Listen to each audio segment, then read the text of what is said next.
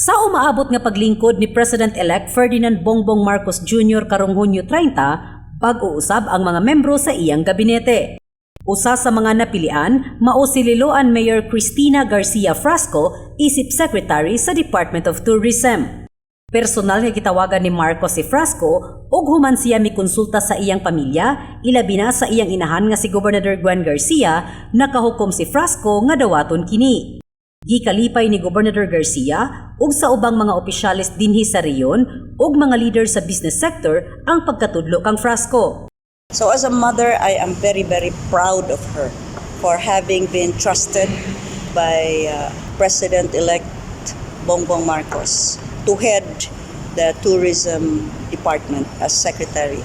And I would like to thank President-elect Marcos for the trust and confidence on my daughter. As governor of Cebu, I am very, very proud that the next Secretary of Tourism is a Cebuana. This is such a huge vote of confidence on the inroads, the initiatives, and the progress that Cebu has been able to accomplish despite the challenges of the pandemic.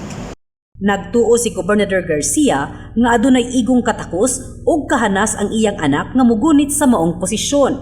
Ilabi na kay gikan siya sa usa sa mga sentro sa turismo dinhi sa Pilipinas nga mao ang Sugbo. Si Frasco usa ka multi-awarded nga mayor ug karong bag-o siya ang naguna kung top performing mayor in Central Visayas base sa survey sa RP Mission and Development Foundation Incorporated.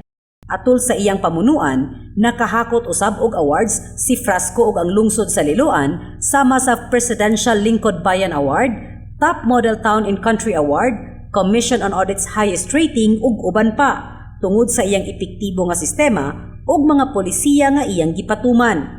Gawas nga abogado siya, nakita usab ni Frasco kung giunsa sa iyang inahan nga si Gobernador Garcia pagpalambo ang turismo dinhi sa Sugbo.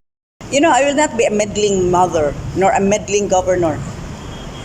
I will let her be and be her own person because I have full trust and confidence in Cristina. I will not let my being a mother or even being a governor cramp Cristina's style. She has her own style, she is her own person, and she is a very, very capable person in whatever field you may throw her into.